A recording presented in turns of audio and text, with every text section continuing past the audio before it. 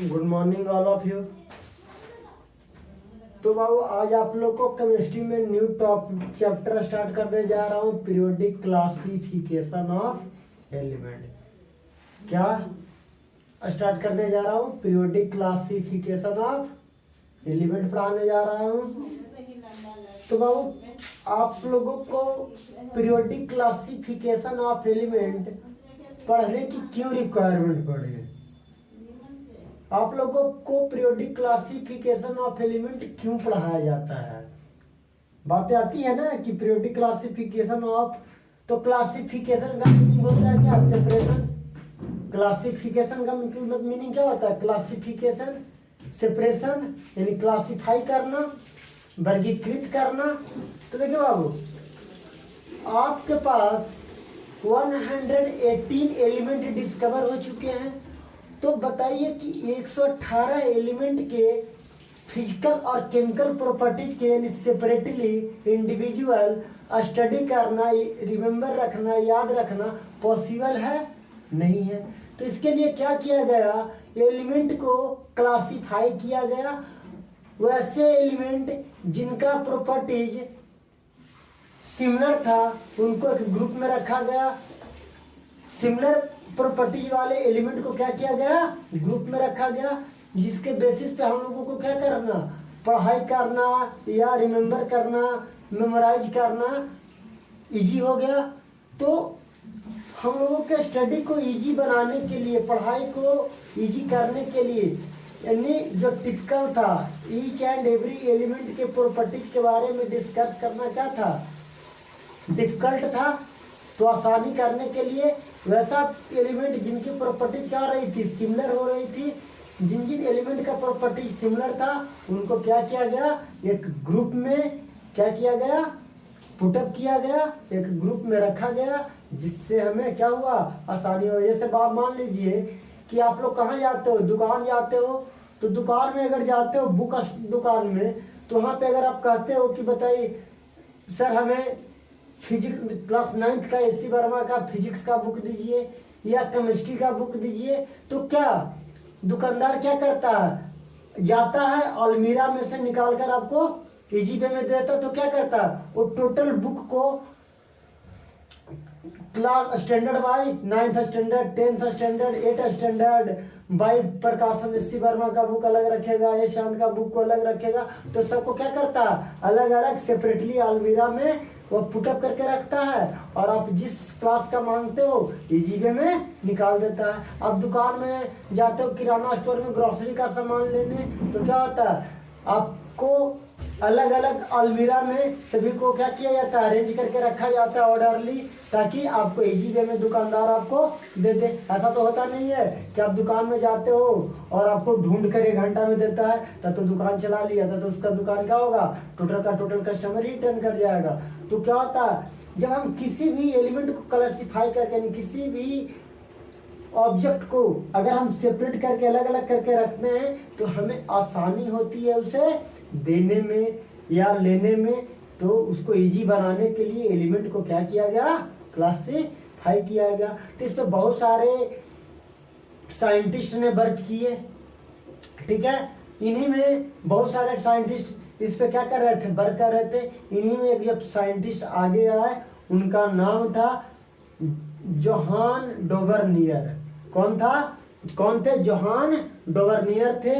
ये जो आपके जर्मन के साइंटिस्ट केमिस्ट थे, ये क्या थे? जर्मन केमिस्ट थे। तो जो फर्स्ट ऑफ ऑल इसमें बहुत सारे साइंटिस्ट मिलकर काम कर रहे थे। इसमें जो पहले जो आए, जो उन्होंने आपका क्लासिफाई किया, उनका क्या नाम था? जोहान डोवर्नियर था, और वो जर्मनी के साइंटिस्ट थे, जर्मन केमिस्ट थे। तो पहले हेडलाइन दीजिए, periodic classification of element.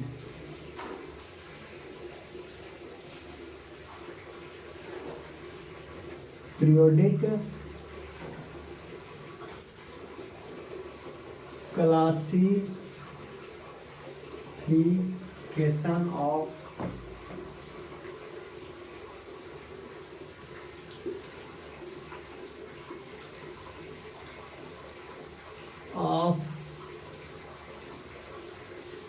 Element periodic classification of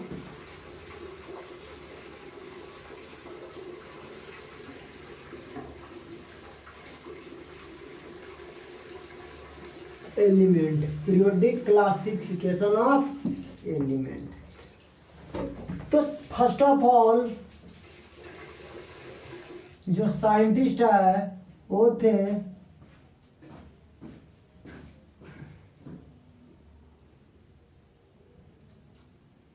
Johan डोवर्नियर। कौन थे? जोहान। तो इन्होंने क्या किया, जोहान डोवर्नियर ने एक रूल दिया, उस लॉ दिया, उस लॉ का क्या नाम दिया गया? डोवर्नियर ट्रायड। क्या नाम दिया गया? डोवर्नियर ट्रायड्स। तो देखिए इन्होंने क्या किया, इनके टाइम में इन 1829 में कितने एलिमेंट का बाबू? 30 प्लस एलिमेंट्स वेयर नोन।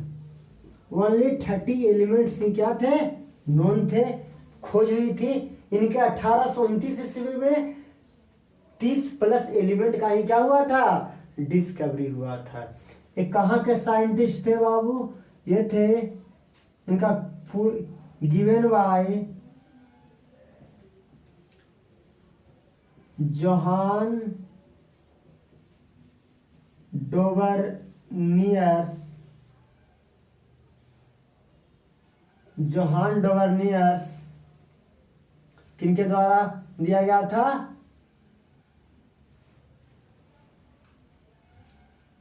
ये कहाँ के साइंटिस्ट थे? ये आपका जर्मनी के थे। कहाँ के थे? जर्मन केमिस्ट थे, जर्मनी के थे बाबू। कहाँ के थे? जर्मनी के थे। ठीक है।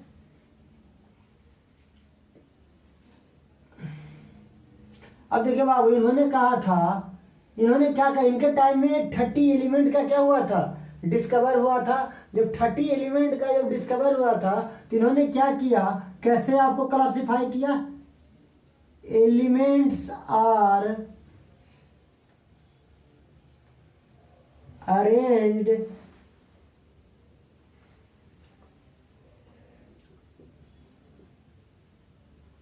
in the order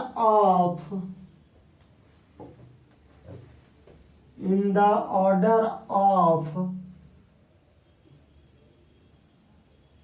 increasing atomic mass। यानी इन्होंने क्या किया, एलिमेंट को एटॉमिक मास के बेसिस पर इंक्रीजिंग ऑर्डर में क्या किया बाबू? अरेंज किया। किस ऑर्डर में अरेंज किया? इंक्रीजिंग ऑर्डर में।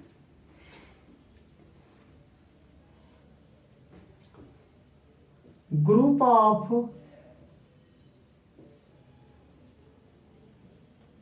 3 एलिमेंट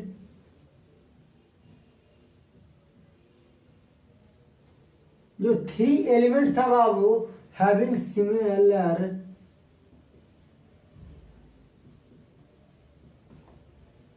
केमिकल प्रॉपर्टीज। उनका केमिकल प्रॉपर्टीज क्या था बाबू? सिमिलर था। क्या था? सिमिलर केमिकल प्रॉपर्टीज थे। तो देखो जोहान डोवर्नियर ने जो लॉ दिया था, उस स्टेटमेंट लॉ क्या था बाबू? इन ए ट्रायड, क्या बाबू? इन ए triad atomic mass of second element is equal to the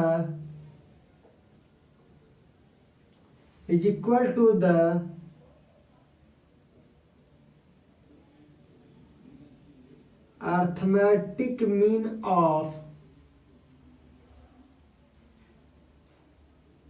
first and third element. इन्होंने 3 एलिमेंट का ग्रुप बनाया बाबू। 3 एलिमेंट का क्या लिया, ग्रुपिंग किया, और कहा कि जो सेकंड एलिमेंट होगा उसका जो एटॉमिक मास होगा वो क्या होगा, किसके इक्वल होगा, फर्स्ट और थर्ड एलिमेंट के अर्थमेटिक मीन के इक्वल होगा। उन्होंने कहा कि सेकंड एलिमेंट जो होगा उनका जो एटॉमिक मास, सेकंड एलिमेंट का जो एटॉमिक मास होगा वो किन के इक्वल होगा, फर्स्ट एलिमेंट और थर्ड एलिमेंट के अर्थमेटिक मीन के इक्वल होगा। अर्थमेटिक मीन में करते क्या है बाबू, जितने भी नंबर्स रहते हैं सभी को ऐड करके और नंबर ऑफ टोटल नंबर से क्या कर देते हैं, डिवाइड करते हैं। यानी addition of all given number divided by total number, उसी को क्या करते हैं, अर्थमेटिक मीन कहते हैं। तो देखिए बाबू इन्होंने क्या कहा, पहला पॉइंट देके लिखिए, पॉइंट नहीं पहला में लिखिए, 3 ग्रुप में इन्होंने डिवाइड किया था। इनके टाइम में कितना 30+ एलिमेंट का डिस्कवर हो चुका था। तो पहला इन्होंने क्या, द अल्कली अर्थ मेटल या the alkali metal group, the alkali metal group, the alkali metal group. तो अल्कली मेटल ग्रुप में होता क्या बाबू, ध्यान दीजिए। इन्होंने क्या किया, देखिए इन्होंने एलिमेंट को 3 एलिमेंट का ग्रुप बनाया। ये एलिमेंट हो गया, ये उनका सिंबल हो गया, और ये उनका एटॉमिक मास हो गया, एटॉमिक मास हो गया। देखिए बाबू एलिमेंट में उन्होंने क्या लिया था, फर्स्ट में लिथियम लिया था, लिथियम के बाद क्या लिया था बाबू, सोडियम लिया था, और सोडियम के बाद पोटासियम लिया था। लिथियम को Li से, सोडियम Na और पोटासियम K। अब बताइए लिथियम का एटॉमिक मास 7 होता है, सोडियम का एटॉमिक मास 23 होता है, और पोटासियम का एटॉमिक मास 39 होता है।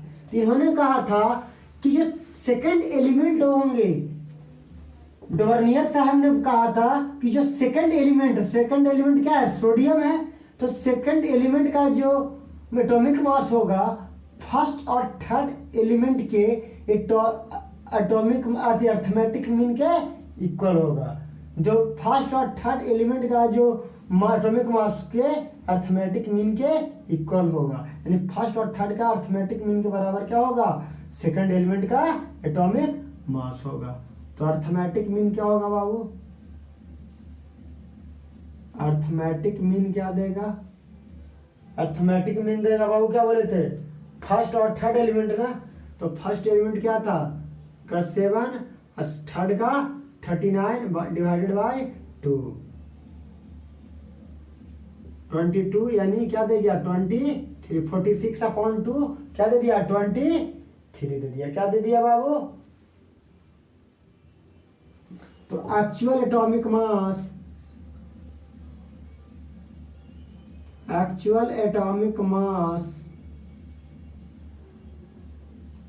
Of sodium, actual atomic mass क्या आ गया, देखो कोई जरूरी नहीं कि एक्चुअल आ गया है, अप्रोक्सीमेट भी आएगा, यानी अप्रोक्सीमेट वैल्यू भी लेंगे। देखो यहाँ तो एक्चुअल आ गया तो लिख दिए। तो देखो actual atomic mass of sodium क्या हो गया बाबू, 23 हो गया।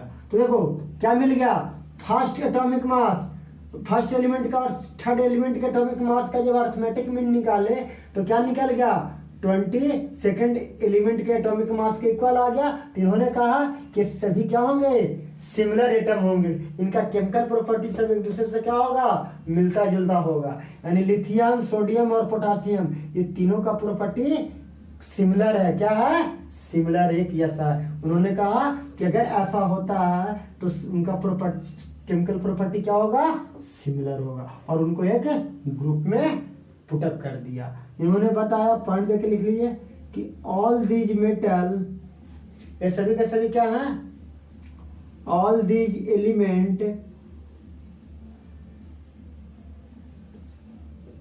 आर मेटल, सभी के सभी एलिमेंट क्या है बाबू, मेटल्स हैं। ये सभी के सभी एलिमेंट्स क्या हैं, मेटल हैं। ऑल ऑफ देम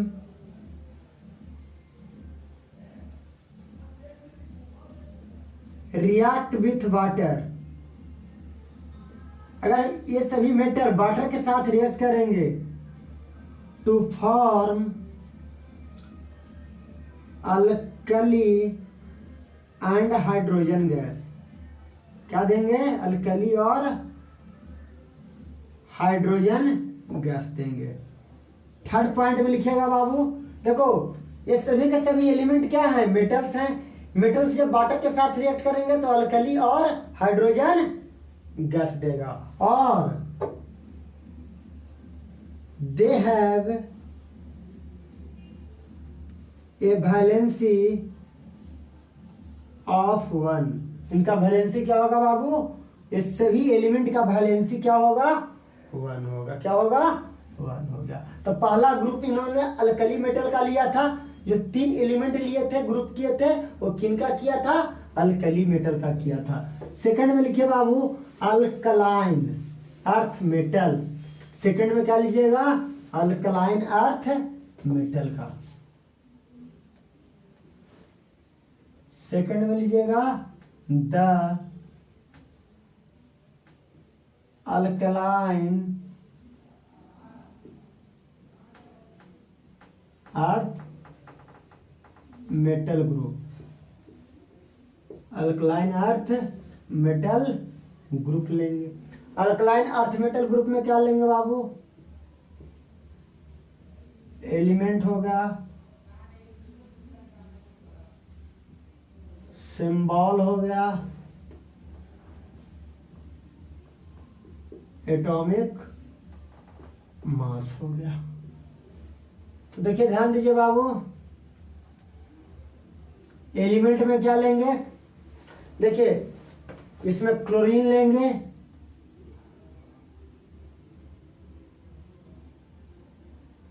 नहीं बाबू क्लोरीन तो हेलोजन्स में आता है, कैल्शियम लेंगे। क्या लेंगे बाबू, कैल्शियम लेंगे, स्ट्रोंटियम STRON, स्ट्रोंटियम लेंगे बाबू, बैरियम लेंगे। कैल्शियम, स्ट्रोंटियम और बैरियम लेंगे। क्या लेंगे, कैल्शियम, स्ट्रोंटियम और बैरियम लेंगे। कैल्शियम का सिंबल Ca होता है, स्ट्रोंटियम का SR होता है, बैरियम का Ba होता है। कोई दिक्कत नहीं। कैल्शियम का एटॉमिक नंबर 40 होता है, स्ट्रोंटियम का 88 होता है। कितना होता है बाबू, 88 होता है। बैरियम का कितना होता है, 137 होता है। तो अर्थमेटिक मीन निकालेंगे बाबू, अर्थमेटिक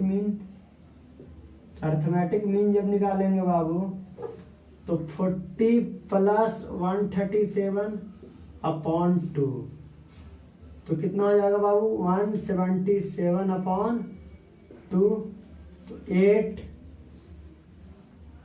88.5 आ जाएगा। कितना जाएगा बाबू, 88.5 ना, 88.5 आ जाएगा। कितना आ जाएगा, तो देखो अप्रोक्सीमेट वैल्यू आया कि नहीं, अप्रोक्सीमेट वैल्यू आया। तो देखो 88 से मिलता जुलता वैल्यू है ना, 88.5 को हमने क्या ले गए, क्या एज्यूम कर लेंगे, 88 एज्यूम कर लेंगे।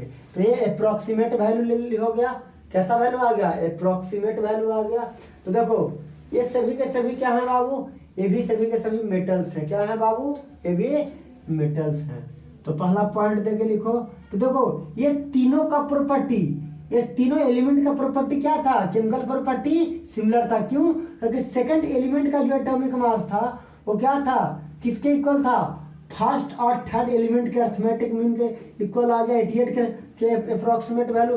क्या आ गया, देखो अप्रोक्सीमेट वैल्यू 88 ले लेंगे तो 88 आ गया, अप्रोक्सीमेट वैल्यू 88, तो अप्रोक्सीमेट वैल्यू दे दिया ना, यानी सेकंड एलिमेंट के एटॉमिक मास के इक्वल आ गया ना, ये दो फर्स्ट और थर्ड एलिमेंट का arithmetic mean.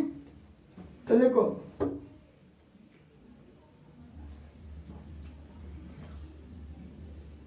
All these element are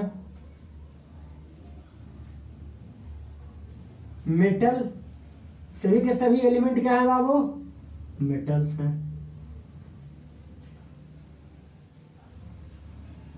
all of them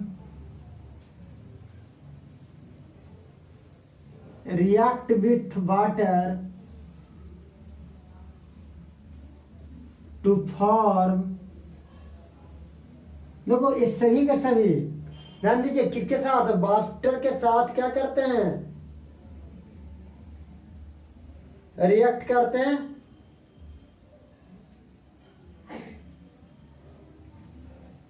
नहीं बाबू, ये ऑल ऑफ देम वाटर के साथ नहीं रिएक्ट करते हैं, ये वाटर के साथ नहीं रिएक्ट करते हैं। ये सभी के सभी होते क्या हैं, the oxide of all of them are alkaline in nature. Nature में कैसा होता है बाबू, अल्कलाइन नेचर का होता है।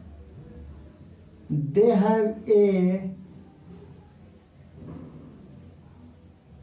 वैलेंसी ऑफ 2, इनका वैलेंसी कितना होता है बाबू, 2 होता है, इनका वैलेंसी कितना होता है, 2 होता है। देखिए अल्कलाइन अर्थ मेटल का वैलेंसी 2 होता है, ये सभी के सभी क्या होते हैं, ऑक्साइड फॉर्म में होते हैं, इसलिए इनको क्या कहा जाता है, इनका नेचर कैसा होता है, अल्कलाइन। कैसा नेचर होता है, अल्कलाइन नेचर, बेसिक नेचर का होता है। और ये सभी के सभी क्या है, कैल्शियम, स्ट्रोंटियम, बैरियम, ये सभी के सभी क्या हैं, मेटल्स हैं। अब थर्ड ग्रुप में आइए बाबू, थर्ड क्या होता है, हेलोजेंस ग्रुप होता है। थर्ड कौन सा ग्रुप होता है, दी हेलोजेंस ग्रुप। थर्ड कैसा होता है,